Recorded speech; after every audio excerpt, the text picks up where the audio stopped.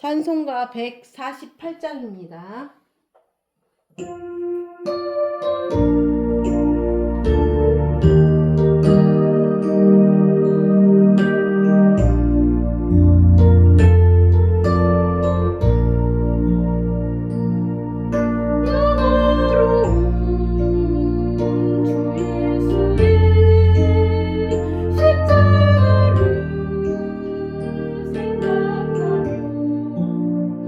세상 모든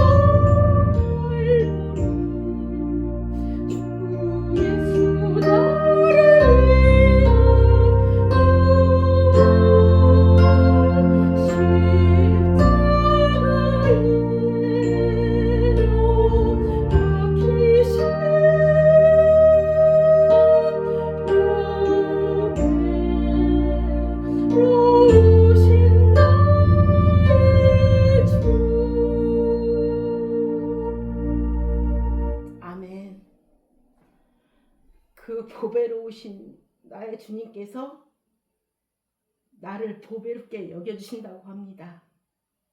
이 얼마나 감사한 일인가요? 참 감사합니다. 그동안 4주간에 걸쳐서 아담을 이야기했습니다. 오늘은 아담 이야기 마지막입니다.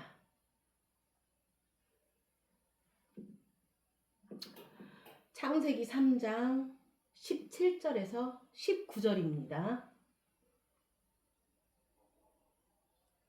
아담에게 이르시되 내가 내 아내의 말을 듣고 내가 내게 먹지 말라 한 나무의 열매를 먹었은즉 땅은 너로 말미암아 저주를 받고 너는 내 평생에 수고하여야 그 소산을 먹으리라. 땅이 내게 가시덤불과 엉겅퀴를 낼 것이라. 내가 먹을 것은 밭의 채소인즉 내가 흙으로 돌아갈 때까지 얼굴에 땀을 흘려야 먹을 것을 먹으리니 내가 그것에서 취함을 입었음이라. 너는 흙이니 흙으로 돌아갈 것이니라 하시니라. 아멘. 하나님께서 우리를 찾아오셨다는 겁니다. 먼저 시작이 우리를 찾아오셨다는 겁니다. 내가 어떤 상태에서 하나님을 만나느냐가 중요한 게 아니고 하나님이 어떤 마음으로 오셨느냐가 중요합니다. 하나님이 오셨는데 내가 어떤 상태에 있는가가 중요한 것이 아닙니다. 하나님은 이미 그걸 다 알고 계신 분입니다. 문제는 하나님이 어떤 마음으로 나에게 오셨는가가 중요한 겁니다. 그걸 모르면 우리가 때로는 악한 거를 선하다 하고 선한 걸 악하다 하고 복을 저주라 하고 오히려 구원을 심판이라고 볼 수 있다라는 겁니다. 그래서 하나님이 어떤 마음으로 우리를 찾아오셨느냐가 더 중요한 겁니다. 하여튼 모든 초점을 나의 어떠함에서 그분의 어떠하심으로 돌리는 게 복음의 길입니다. 그분의 어떠하심과 그분을 아는 일인 거지 내가 어떻게 살아가야 하는가의 문제가 아니라는 겁니다. 만약에 그분이 어떤 뜻을 가지고 계시다고 하면 그 뜻이 우리가 복을 주시기 위하여 우리를 용서하시고 우리를 구원하시기 위하여 뜻을 가지고 계시는 건데 이미 그 뜻을 가지고 계시다면 그분이 어떠한 말씀을 하시더라도 그 말씀을 듣는 사람의 어떤 느낌대로 되는 게 아니라 뜻을 가지신 그분의 뜻대로 되어집니다. 그분이 나를 저주하고 있구나라고 해도 그분이 저주를 생각하지 않으시고 말씀하시면 저주하려고 말씀하신 게 아니라 또 징계를 하려고 말씀하신 것이 아니라 이를 구원하려고 하시는 말씀인데 듣는 사람 입장에서 나에게 저주를 내리시고 나에게 징계를 내리시구나 라고 받아들인다 할지라도 결국은 그것을 주시는 하나님의 뜻대로 되는 겁니다. 우리가 어떻게 받아들이냐 하는 그 인식에 있지 아니하고 은혜를 주시는 그분의 의도대로 되어지는 겁니다. 지금 본문의 이 시기의 상황은 굉장히 징계고 심판입니다. 우리가 지금 읽었잖아요. 그러나 당신의 백성을 향한 그분의 뜻은 항상 내가 양에게 생명을 주고 더 풍성하게 하려 함이라고 하셨습니다.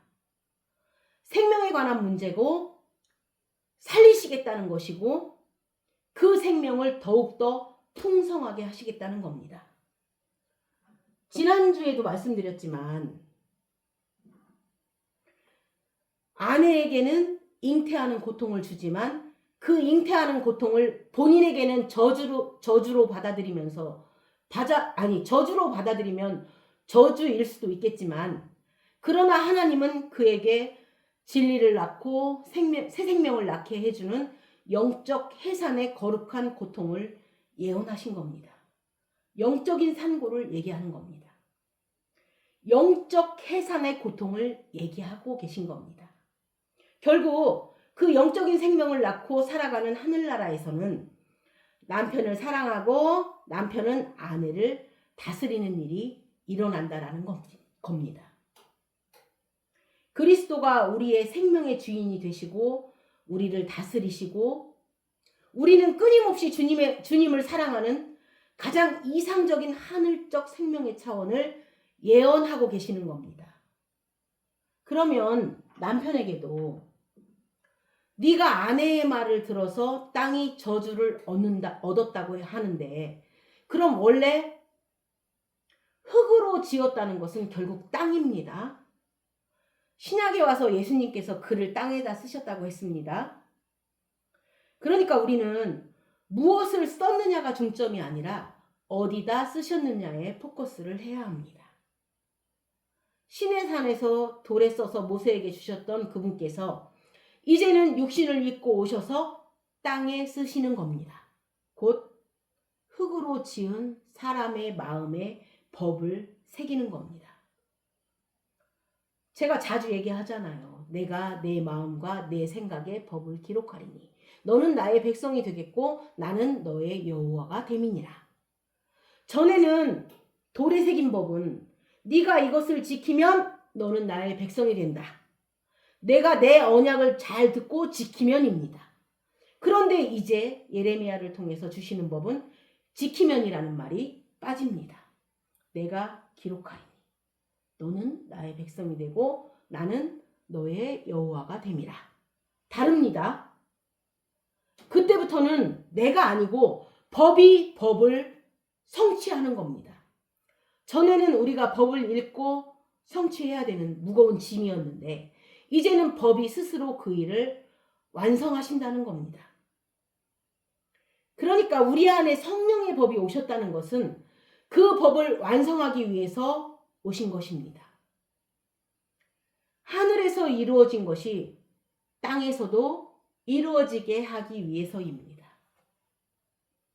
그래서 부단히 성경에서는 흙으로 지었다는 얘기를 창세기에서 강조하고 있는 겁니다.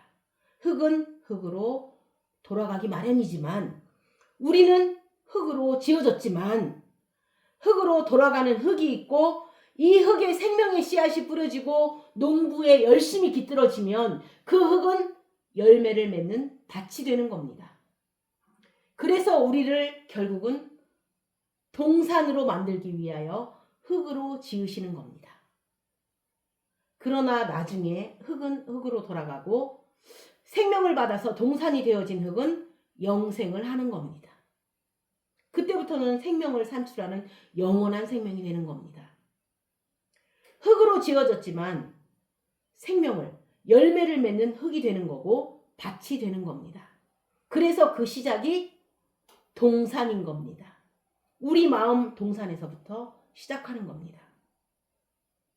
그런데 그 우리의 마음 동산은 하나님께서 어떤 특별한 조치를 취하지 아니하시면 영생을 누릴 수가 없습니다. 그 동산 자체로는 안 되는 겁니다. 우리가 율법의 의인을 성취할 수 있을지 모르지만 우리 이 존재적인 영생의 거듭남은 오로지 어떤 일이 일어나야 합니다. 오늘 마지막 3장의 24절에 그 일을 예언해 주시는 겁니다. 어떤 일이 일어나야만 되는 겁니다. 보세요. 아내의 말을 듣고 땅이 저주로. 우리의 육체는 저주 안에 놓인다는 겁니다. 예를 들면 어떤 아버지가 아들에게 네가 내 말만 잘 들으면 모든 것이 순조롭게 살게 될 것이다 라고 했는데 그 아들이 아버지의 말을 안 듣고 길거리에 나가서 사기꾼의 말을 들은 겁니다. 왜냐하면 사기꾼의 말이 더 그럴듯하고 달콤하니까요. 그러면 그 모습을 보고 아버지가 뭐라고 말하겠는가요? 네가 사기꾼의 말을 들어서 이렇게 됐다. 그런데 이렇게 하는 얘기에는 네가 아버지의 말을 들으면 결과는 달라질 것이다 라는 뜻이 깔려 있는 겁니다. 그러니까 네가 사람의 말을 들어서 이런 일이 벌어진다는 걸 얘기하는 겁니다. 그럼 다른 말이 깔려 있는 것인데, 다른 말로 속 사정을 들어보면 그 말 뒤에는 앞으로 너는 하나님의 말씀을 듣는 사람이 되어야 된다는 겁니다. 사람의 말을 듣지 아니하고 그리스도의 말을 듣는 사람. 사람의 말을 들었으니까 이렇게 나타났으니까 반대로 그리스도의 말을 듣는 사람은 하나님의 말씀으로 사는 사람입니다. 사실은 더 정확히 말하면 하나님의 말씀이 사는 삶입니다. 우리가, 여러분 착각하지 마세요. 우리가 하나님의 말씀을 붙들고 사는 사람이 아니라 하나님의 입에서 나오는 말씀이 내 안에 오셔서 나의 양식이 되는 겁니다. 오셔서 말씀이 나를 통하여 사는 삶입니다. 말씀이 주체가 되는 삶. 그래서 결국은 우리가 사람의 말을 들었다라는 것과 하나님의 말씀을 들었을 때 그 삶이 갈리는 겁니다. 저주의 모습은 종신토록 수고하여 소산을 먹는다입니다. 여러분, 우리의 목적이 먹고 사는 겁니다.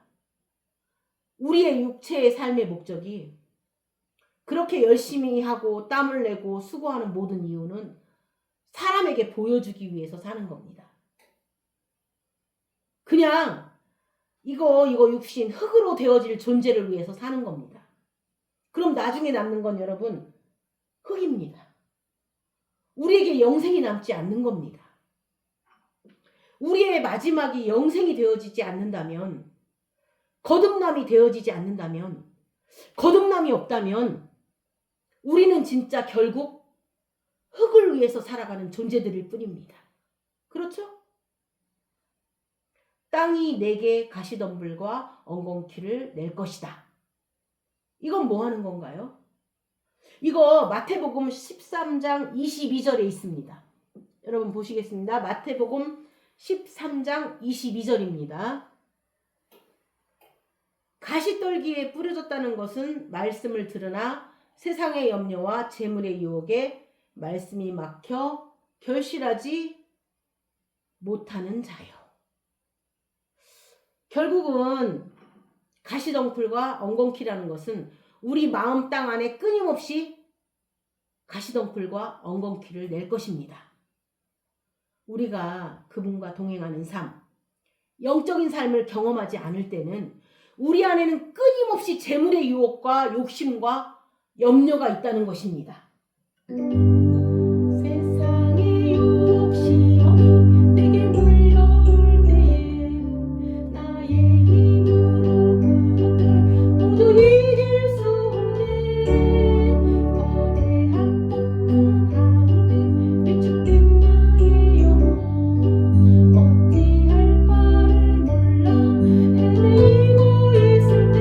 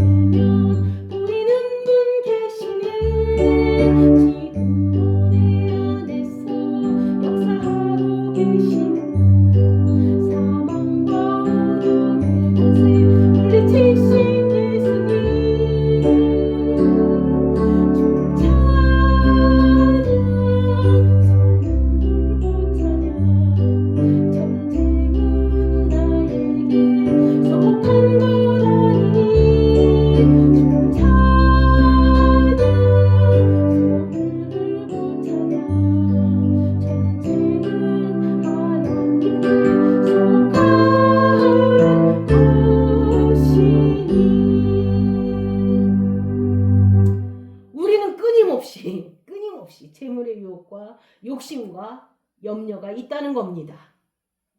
빌립보서 4장에 이렇게 써 있습니다. 빌립보서 4장 6절에서 7절을 보시겠습니다. 아무것도 염려하지 말고 다만 모든 일에 기도와 간구로 너희 구할 것을 감사함으로 하나님께 아뢰라.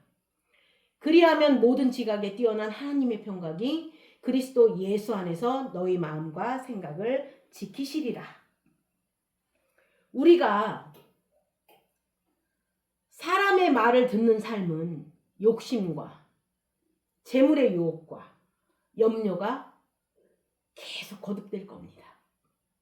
그런데 하나님의 말씀으로 사는 사람, 즉 하나님의 말씀이 우리 영혼의 땅에 뿌려지면 그때의 삶은 이런 겁니다. 지금처럼. 만약에 상황이 지금 염려의 상황이 올지라도 가시덤불과 엉겅퀴 같은 상황이 올지라도 우리에게는 너무나 감사한 룰이 있다는 겁니다. 그것은 기도할 수 있다는 겁니다. 찬양 또 하실까요? 기도할 수 있는 왜 걱정하십니까?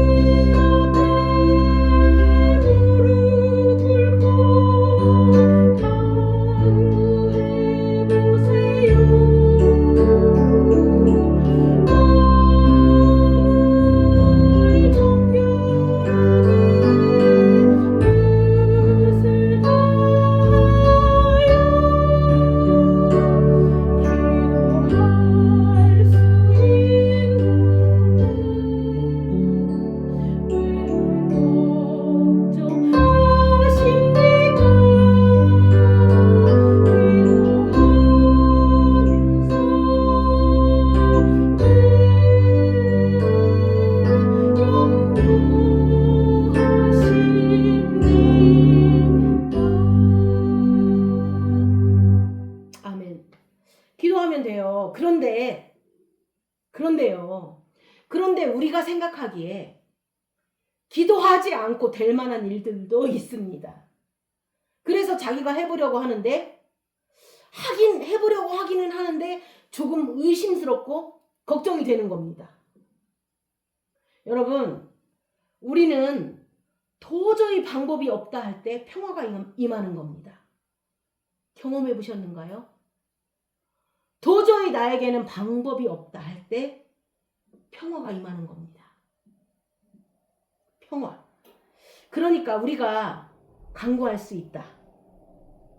그분께 기도를 할 수 있다라는 것은 두 가지가 전제되는 겁니다. 첫째로는 나로서는 방법이 없는데 부를 이름이 있다. 나에게 방법이 없을 때 그래도 내가 부를 그분이 계시다라는 겁니다. 그리고 두 번째 전제는 언제든지 우리가 그 이름을 불렀을 때 그분은 우리의 부르심을 외면하지 않으신다는 겁니다. 제가 어렸을 때 목사님들이 무슨 얘기를 할 때 이렇게 무슨 의논을 하면 기도해보겠다고 하고 기도하자고 그러면 그럼 거절이잖아요. 그게 거절하는 이야기인 줄 알았습니다. 그런데 이제 제가 그 이야기를 하고 있습니다. 그때는 제가 제일 듣기 싫은 얘기를 지금 제가 하고 있는 겁니다. 기도해 보겠습니다. 우리 같이 기도합시다. 제가 지금 그 말을 하고 있어요. 제가 절박할 때는 그때는 참 그 얘기가 듣기 싫었는데 물론 그 안에는 약간의 거절도 있지만 사실은 기도밖에는 방도가 없는 일들이기 때문입니다. 근데 그러면서 또 그 어떤 야릇한 희망이라는 게 있습니다. 너무 불가능하다 보니까 실제로 소망이 생기고 상황을 뛰어넘는 평강이 있게 됩니다. 이게 지각에 뛰어난 평강입니다. 현실적으로 볼 때 상황을 보면 그럴 수 없는데, 절대로 평강이 있을 수 없는데 우리 마음에 평강이 있다라는 겁니다. 우리는 오히려 내 손과 발로 할 수 있는 일에서 더 불안하고 더 염려를 거듭합니다. 그런데 우리가 기도 외에는 방법이 없다 할 때 우리 안에 평강이 넘치게 되는 겁니다. 우리가 하나님을 너무 모르기 때문에 불안한 겁니다. 그분은 복을 주러 오셨고 우리를 구원하러 오셨고 우리를 살리시려고 하는데 우리는 너무 두렵게 하나님과 교통하는 경우가 너무 많습니다. 우리가 어렸을 때 아버지를 잘 모를 때는 그냥 아버지는 무서운 분이었습니다. 나중에 보니까, 나중에 아버지를 알고 나니까 아버지는 너무 좋으신 분입니다. 어렸을 때 우리 부모님은 뭐든지 하지 말라고 하는 분인 줄 알았는데 나중에 내 나이가 들어서 보니 우리 부모님은 나를 못하게 하는 분이 아니라 참된 일을 할 수 있게 하시기 위해서 못하게 하시는 분이심을 깨닫게 됩니다. 그처럼 어쩌면 우리는 하나님을 너무 모르기 때문에 그냥 우리를 너무 못하게 하는 분, 무슨 일을 하면 와서 징계하는 분, 우리에게 심판과 벌을 내리시는 분, 나에게 너무나 무거운 거룩함을 강요하시는 분, 우리는 그런 생각을 떨쳐버리지 못하고 있습니다. 우리는 하나님을 너무 모른다는 겁니다. 우리가 사실은 그분은 나를 사랑하시는구나. 그분은 나를 용서하시는 분이구나. 그분은 나에게 생명을 주시고 더욱더 풍성하게 하시는 분인가를 알면 똑같은 말 속에서도 우리는 구원을 맛볼 수 있고 똑같은 말씀에서도 우리는 오히려 징계보다는 용서를 볼 수 있고 무서운 하나님보다는 더욱더 친절하신 하나님, 사랑, 진짜 존귀함을 받기에 합당하신 하나님, 당신을 송축합니다, 당신을 사랑합니다라고 우리가 비록 부족한 입술이지만 그 말씀을 듣기에 합당하신 하나님이라는 걸 알게 된다라는 겁니다. 그분의 뜻을 알게 되면 평강을 얻게 되는 겁니다. 여러분 그거 돈 주고 살 수 있는가요? 여러분 통장에 지금 얼마나 있는데 그 돈 다 주고 그 평강 살 수 있으신 분 계신가요? 우리는 어떻게 할 수 있는 건가요? 평강. 이건 세상이 주는 것과 같지 않다. 내가 주는 평화는 세상이 주는 것과 같지 않다. 오직 위로부터 내리는 평강입니다.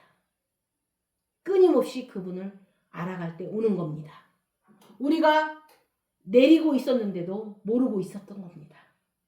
그 사랑 물결이 영원토록 내 영혼을 덮으소서. 어디서 오나요?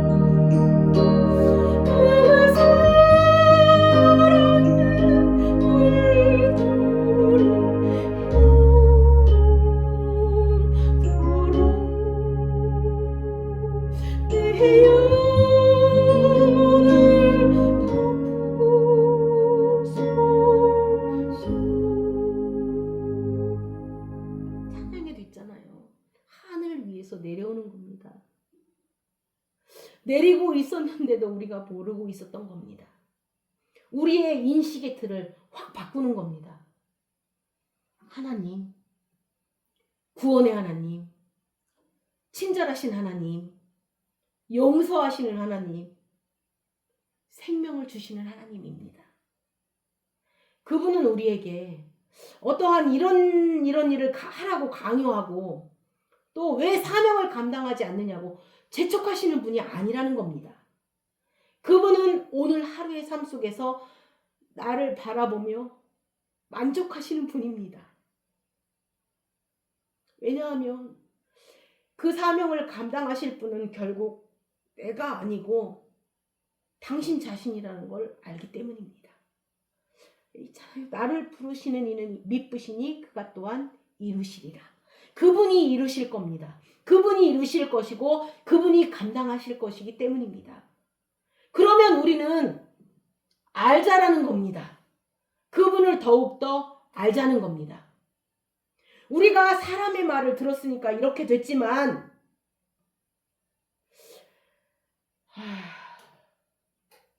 우리도 사람의 말을 듣고 사는 삶이 있다라는 겁니다. 그렇죠?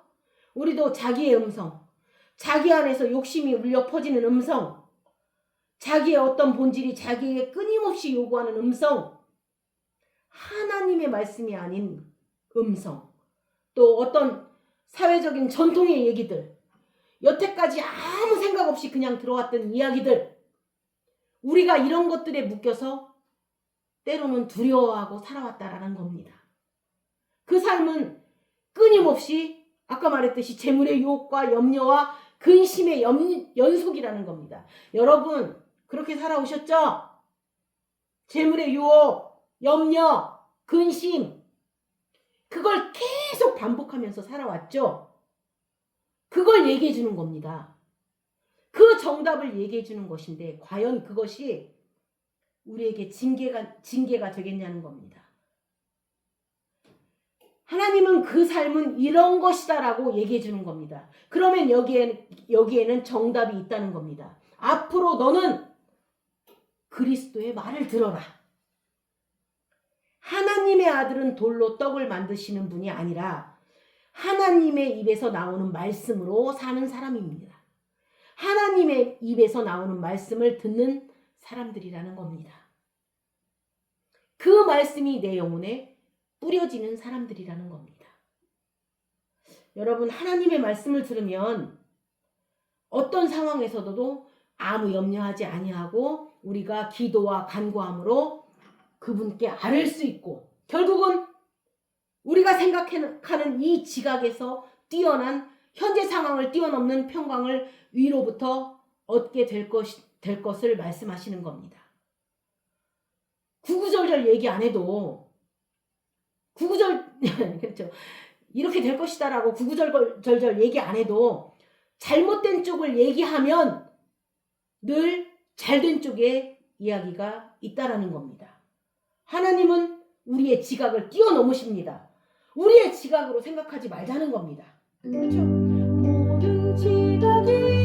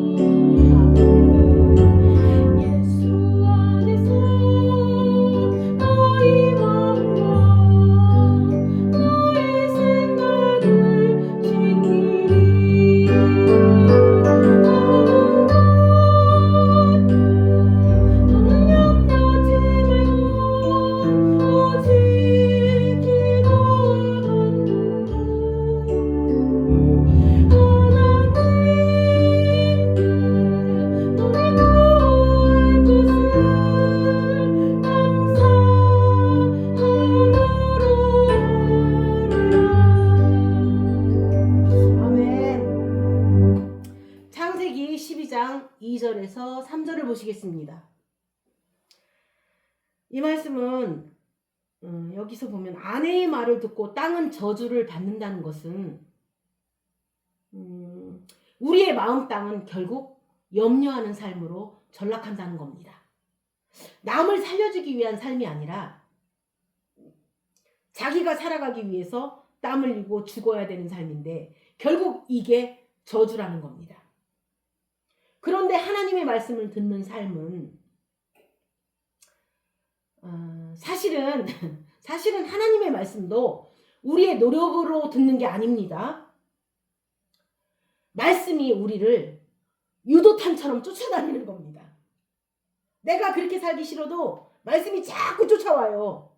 나를. 이건 제 경험인데. 말씀이 우리를 유도탄처럼 쫓아다닌다는 겁니다. 네가 어디를 가든지 쫓아간다는 겁니다. 우리는 잡힌 사람입니다. 우리는 생명에 잡힌 사람입니다. 네가 부모와 친척과 본토 아비 집을 떠나 내가 지시하는 땅으로 가라. 그럼 그 땅은 무엇인가요? 여러분 이 말씀도 너무 쉽게 알고 있죠? 결국은 또다시 땅의 문제가 나올 때마다 이것은 팔레스타인이나 중동의 어떤 특정한 지역이라는 게 아니다라는 겁니다.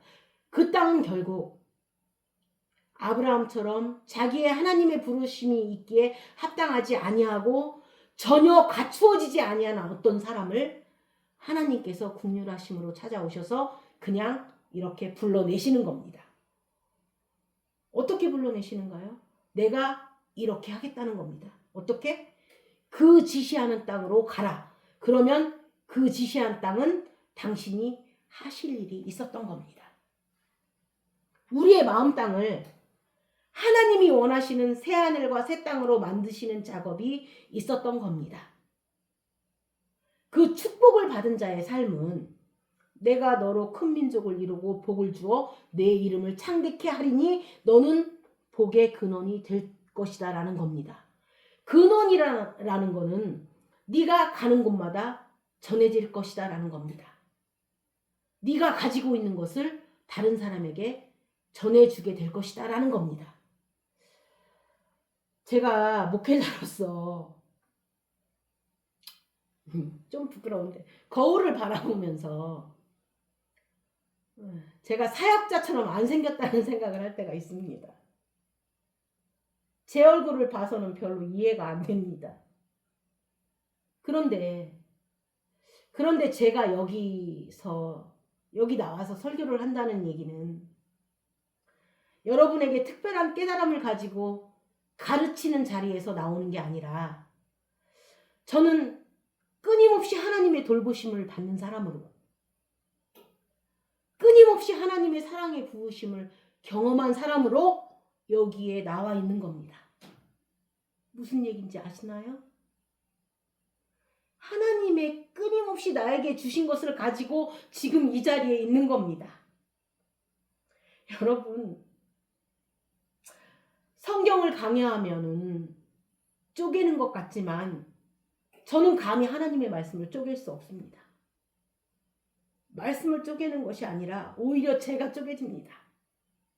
성경을 읽으면서 제 자신이 막 쪼개집니다.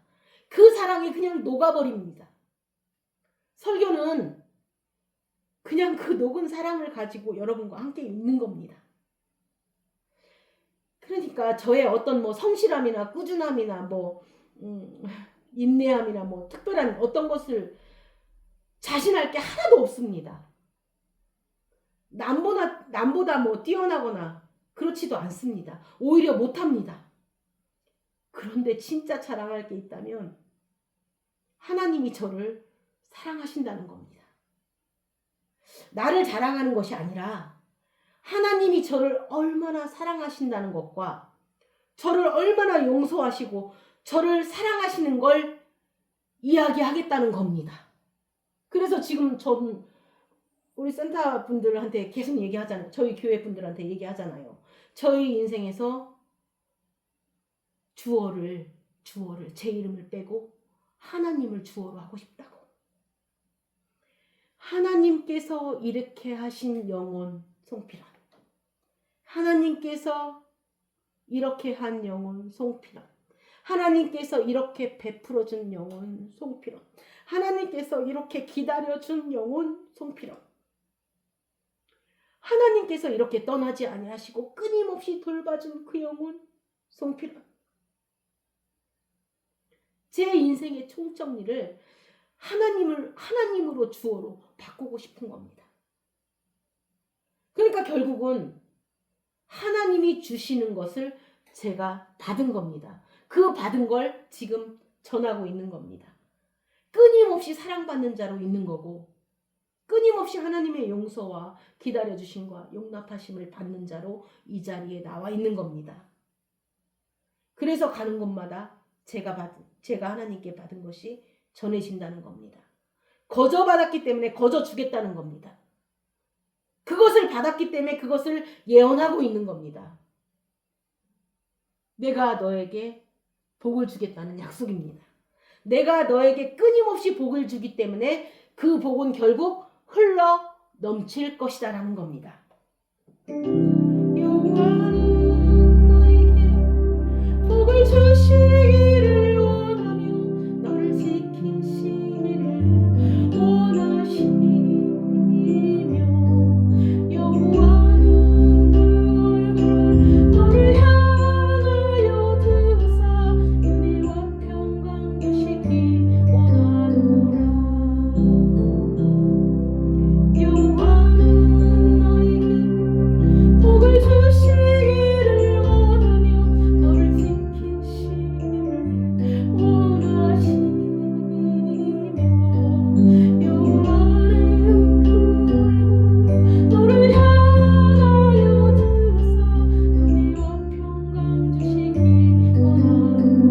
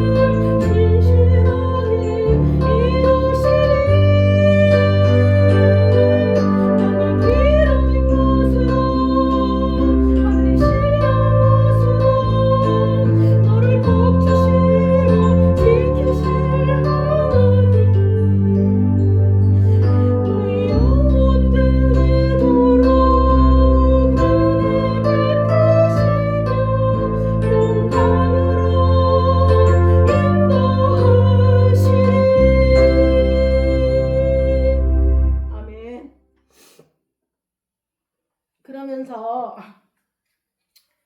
우리에게 복을 주시겠다고 하시면서 너를 축복하는 자에게는 내가 복을 내리고 너를 저주하는 자에게는 내가 저주를 하리니 땅의 모든 족속이 너로 말미암아 복을 얻을 것이라 하신지라. 너로 말미암아 복을 얻는다입니다. 하나님의 말씀을 듣는 사람은 너로 말미암아 땅이 복을 받고입니다. 사람의 말을 들으면 너라는 마음 땅 자체가 저주를 받고, 그쵸? 주의 땅에서는 살기 위하여 끊임없이 땀을 흘려야 된다고 했는데, 그런데요, 창세기 1장 29절에서는 하나님의 말씀을 듣고 사는 사람은 어떤 삶을 사는가가 나옵니다. 우리 창세기 1장 29절을 보시겠습니다. 하나님이 이르시되 내가 온 지면에 씨 맺는 모든 채소와 씨 가진 열매 맺는 모든 나무를 너희에게 주노니 너희의 먹을거리가 되리라. 이거는 우리가 끊임없이 그 식물을 먹고 생명을 먹고 이제는 우리가 생명을 살려주는, 그렇죠, 생명을 주고 살리는 영이 된다는 겁니다.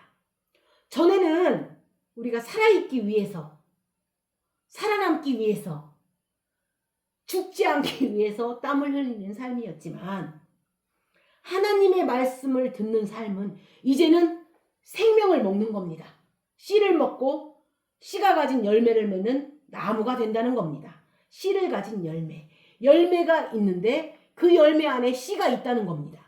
그러면 그 열매를 먹는 자마다 생명을 얻게 된다. 이제는 살리는 자가 된다는 겁니다. 그래서 교회는 살리는 이야기만 있는 겁니다. 창세기 3장 22절에서 23절을 보시겠습니다. 여호와 하나님이 이르시되 보라, 이 사람이 선악을 아는 일에 우리 중 하나같이 되었으니 그가 그의 손을 들어 생명나무 열매도 따먹고 영생할까 하노라 하시고, 여호와 하나님이 에덴 동산에서 그를 내보내어 그의 근원이 된 땅을 갈게 하시니라. 여러분, 왜 선악과를 심었냐라는 문제가 지금 항상 대두되고 있는 겁니다. 그게 특정한 지역이 아니라 우리의 마음 땅이라고 할지라도, 그러면 마음 가운데, 마음 중심에 왜 선악과가 있느냐는 겁니다. 동으로 가든 서로 가든 남으로 가든 북으로 가든 최종 목적이 그리스도였을 때는 그리스도로 인도하는 몽학선생이 된 겁니다. 이 사람을 자기 마음의 땅에서 내쫓게 한 제일 큰 도구가 선악과입니다. 선악과가 있음으로 인해서 에덴 동산에서 쫓겨납니다. 그런데 그 에덴 동산에서 쫓겨난 것만 보지 말고 여러분, 쫓겨난 그 자리가 이제 어떻게 되는가를 보자는 겁니다. 이제 결론을 미리 얘기하면 사람이 자기가 있는 곳에서 하나님이 되겠다고 하는 것이 최초의 미혹입니다. 내가 무엇을 함으로 하나님과 같이 되겠다라는 겁니다. 그런데 하나님과 같이 되는 방법은 하나밖에 없습니다. 여러분, 우리가 위로 올라갈 수 없습니다. 위에 계신 분이 내려와야 되는 겁니다. 내려와서도 우리는 눈앞에 있는 연못이 정답인 줄 알았는데, 그게 정답인 줄만 알고 있는데 우리는 그만큼 연약합니다. 주님은 38년 동안 못 들어가는 자에게 너 왜 못 들어가고 거기 있느냐고 따지시면서, 야단치시면서 들어가라고 밀었는가요? 아닙니다. 그냥 네가 낫기를 원하느냐를 물어보십니다. 중요한 것은 네가 너를 고칠 수 있느냐가 아닙니다. 또 네가 낫기 위해서 무슨 일을 했느냐도 아닙니다. 또 네가 네 병을 고치기 위해서 정성을 다했느냐도 아닙니다. 여태까지 네가 낫기 위해서 무슨 시도를 해봤냐고 전혀 물어보지 않으십니다. 그냥 우리 실존에 관한 문제입니다. 질문입니다. 네가 아프냐? 네가 낫고자 하는 소망이 너에게 있느냐? 여러분, 우리가 할 수 있는 최대의 능력은 무엇인가요? 내가 누구냐를 아는 것이고, 내가 누구냐를 알았다면, 내가 절대로 할 수 없는 불가항력인 줄 알았다면 우리는 적어도 내가 낫고 싶다라는 열망은 가질 수 있는 겁니다. 내가 도저히 할 수 없는 이 지점에서 벗어나고 싶은 마음은 있습니다. 절망의 늪에서 빠져나갈 수는 없지만 빠져나가고 싶은 소망은 가질 수 있는 겁니다. 그러면 그 다음부터는 그것을 해주실 수 있는 분의 일이 됩니다. 우리가 어떻게 하나님과 같이 되고 어떻게 하늘을 가겠는가요? 하늘이 땅으로 내려오신 것뿐만 아니라 하늘이 땅에 내려오셔서 내가 있는 지점으로 오셔서 정작 구원은 그곳에서 이루어지지 아니하고 내가 있는 지점에서 베풀어집니다. 그분이 오시는 겁니다. 생명은 내가 얻어낼 수 있는 게 아닙니다. 그분이 내가 있는 곳으로 오실 때에만 가능한 겁니다. 우리는 절대 하늘로 올라갈 수가 없습니다. 그래서 하늘이 오시는 겁니다. 내가 있는 땅에서 의로워지겠다라는 것이 사단의 미혹입니다. 결국 에덴 동산에서 나와서 내가 있는 그 지점이 하나님께서 세우시는 새 하늘과 새 땅이 되는 겁니다. 에덴에서 나와야 되는 겁니다. 결국 선악과는 내가 스스로 의로워지겠다라고 하는 망상을 깨뜨리게 해준 하나님의 계획입니다. 율법입니다. 하나님께서 각자에게 계명을 주신 겁니다. 내가 누구냐라는 걸 알게 해준 겁니다.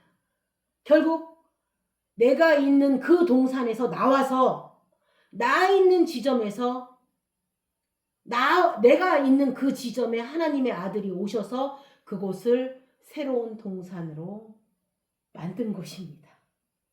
누가복음 18장 18절에서 19절을 보시겠습니다. 어떤 관리가 물어 이르되 선한 선생님이여 내가 무엇을 하여야 영생을 얻으리이까? 예수께서 이르시되 내가 어찌하여 나를 선하다 일컫느냐? 하나님 한 분 외에는 선한 이가 없느니라. 여러분 빌립보서에 이런 이야기가 있습니다. 지극히 선한 일을 분별한다. 이런 이야기가 있습니다. 우리가 살다 보면서 자기 삶 속에서 저주를 받은 흙이 내는 일들이 있습니다. 땀을 흘려서 내가 그냥 살기 위해서 애쓴 삶이 있고 또 지극히 선한 삶을 살 때가 있습니다. 그것이 언제냐면 가장 선하신 하나님이 내 안에서 살아내실 때 그 일이 선한 일입니다. 어떤 때는 우리가 이 일이 하나님이 하신 일이구나라는 걸 볼 때가 있습니다. 사람이 율법을 처음에 가지면 무엇을 먼저 보는가요? 이것은 옳다. 이것은 그르다라고 봅니다.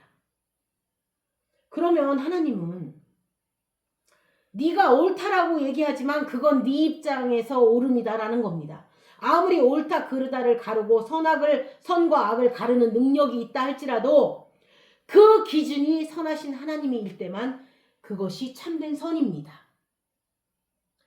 여러분 요즘에 GPS 같은 거 많습니다. 우리가 옛날에 지도를 볼 때는 동서남북이 있었습니다. 우리가 부산을 간다 하면 분명히 내려가는 겁니다. 그쵸? 북쪽을 위로 했으니까요. 그런데 GPS 중에서 요새 화면을 보잖아요. 내비.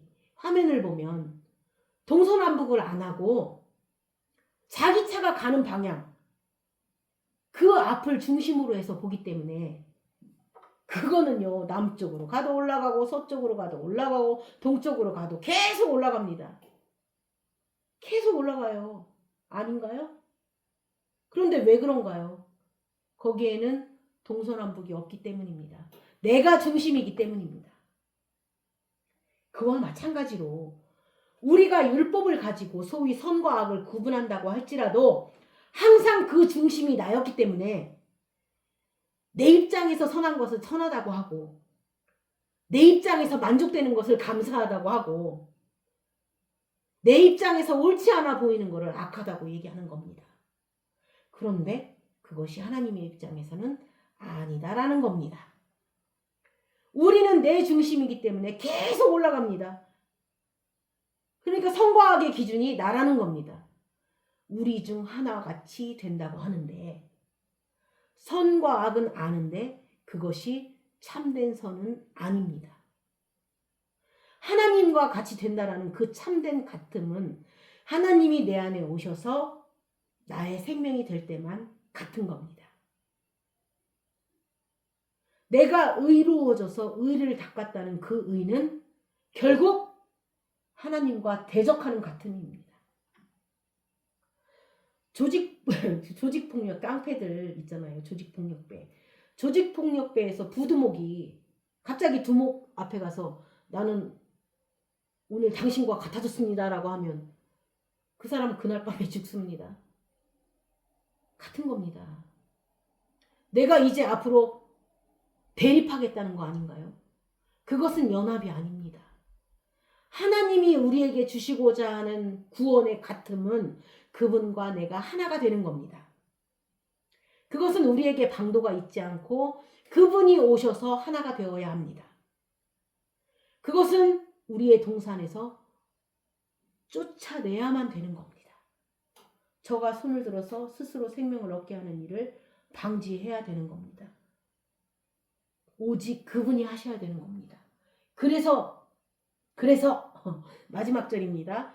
결국은 에덴 동산 마지막 창세기 3장 24절입니다.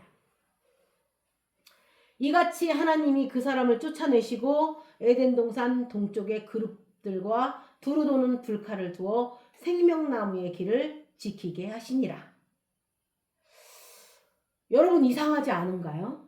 한 번도 그런 생각 안 드셨나 모르겠네. 생명나무인데 우리한테 생명을 주러 오신 분인데 왜 생명나무의 길을 왜 지키게 하실까요? 거기에 보물이라도 묻어두신 건지 아니면 우리에게 생명을 안 주시겠다는 건지 그리고 또 왜 쫓아내셨을까요? 제가 제 얘기를 할 수는 없으니까 마태복음 3장 11절을 보시겠습니다. 나는 너희로 회개하게 하기 위하여 물로 침례를 베풀었거니와 내 뒤에 오시는 이는 나보다 능력이 많으시니 나는 그의 신을 들기도 감당하지 못하겠노라. 그는 성령과 불로 너희에게 침례를 베푸실 것이요. 이거는 세례 요한이 이야기한 겁니다.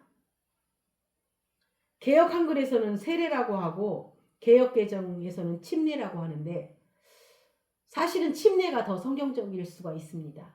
우리가 물에 들어간다는 얘기는 물에 들어가서 함께 장사되어지고 나와서 부활하는 함께라는 뜻입니다. 그런데 그게 중요한 게 아니라 세례 요한이 그런 얘기를 합니다.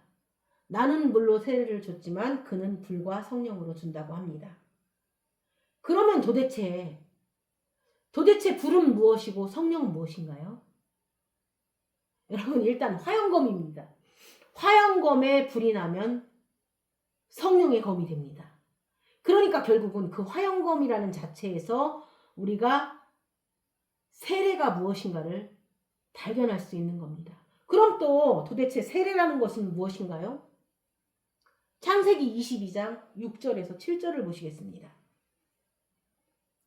아브라함이 이에 번제나무를 가져다가 그의 아들 이삭에게 지우고 자기는 불과 칼을 손에 들고 두 사람이 동행하더니 이삭이 그 아버지 아브라함에게 말하여 이르되 내 아버지여 하니 그가 이르되 내 아들아 내가 여기 있노라. 이삭이 이르되 불과 나무는 있거니와 번제할 어린 양은 어디 있나이까. 결국은 지금 아버지가 불과 칼을 들고 가는 겁니다. 화영검입니다.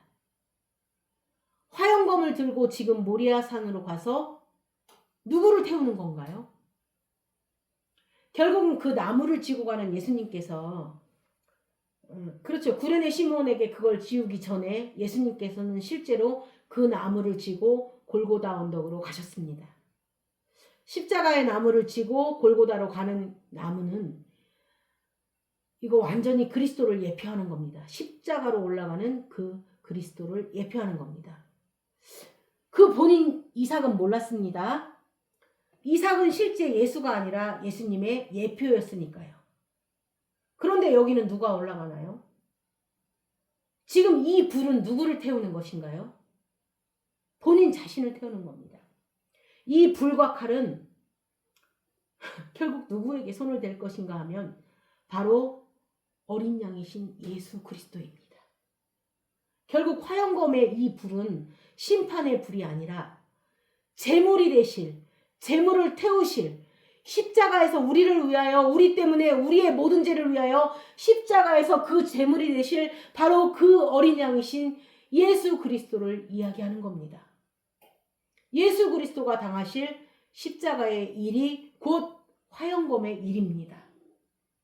그래서 결국 화영검에서의 그 불은 그 제단에서 제물을 태우는 불이 됩니다. 결국은 그 불에서 제물이 되어서 돌아가시고 부활하셔서 우리 안에 성령으로 오시고 우리 안에서 말씀이 되어주시는 겁니다.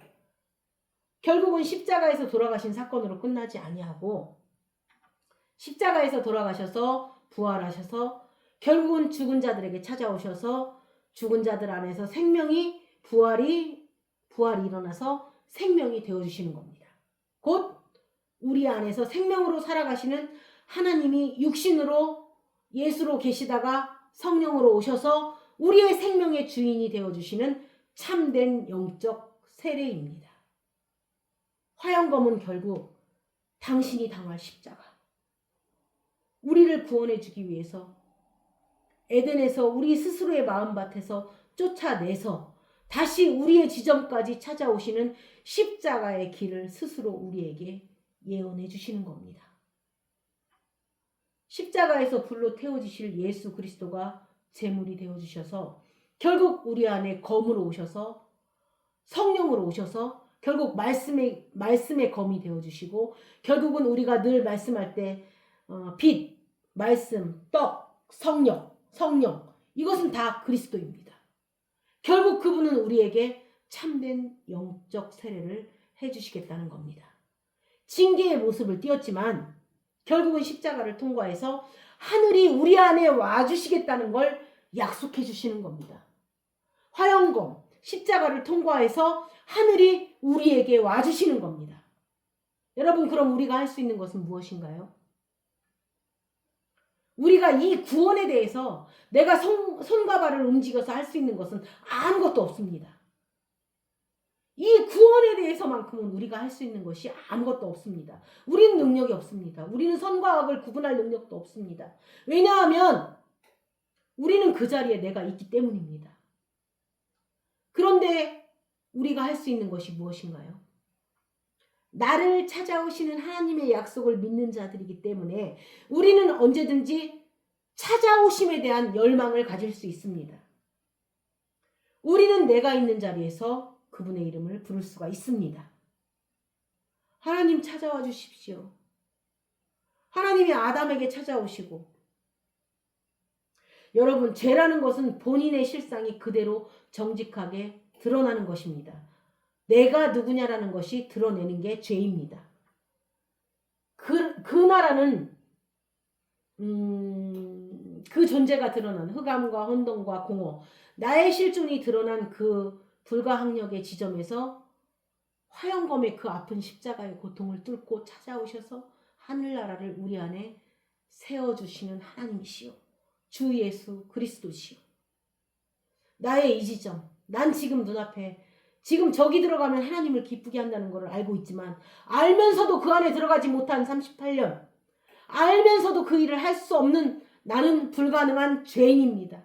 나를 불쌍히 여겨주시고 나에게 긍휼을 베푸사 아담을 찾아오셨고 야곱을 찾아오셨고 많은 영혼들을 찾아오신 화영검의 십자가의 고통을 뚫고 제물이 되어주셔서 부활하신 영으로 우리에게 찾아와 주신 그리스도이십니다. 나에게 찾아오셔서 지각에 뛰어난 평강을 허락하여 주시는 분입니다.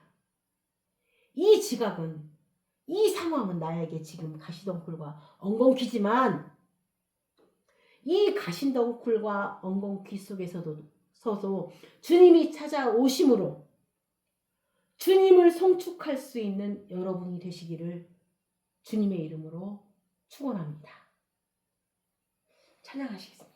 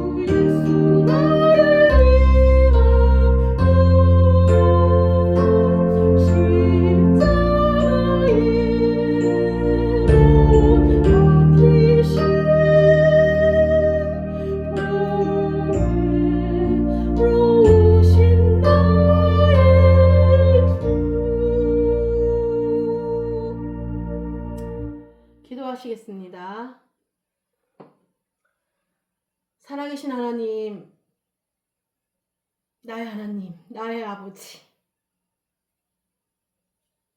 하나님께서 우리를 사랑하셔서 친히 육신이 되심으로 영혼에서 시공으로 하늘에서 땅으로 그 하늘나라에서 이 죄인의 자리까지 친히 찾아오신 은혜를 감사합니다.